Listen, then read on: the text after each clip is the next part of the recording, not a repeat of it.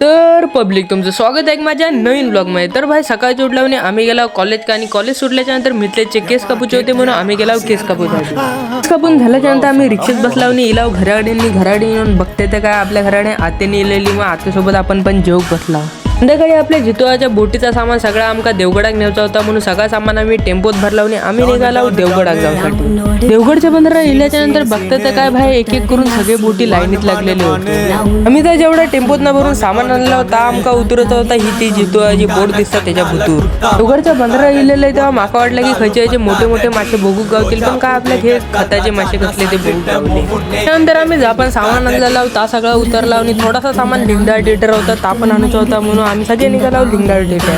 लिंगडाळी देवच्या अगोदर देवगडात उतरला आणि थंय थोडीशी चाय पिऊन घेतला आणि त्यानंतर आम्ही थंय पोहोचल्याच्या नंतर बघता होतो काय गेट का चावी नव्हती म्हणून गेट हातानं चुकलून बाजूक ठेवला आणि जा पण सामान होतं त्यामुळे आम्ही डायरेक्ट टेम्पोत भरून घेतला.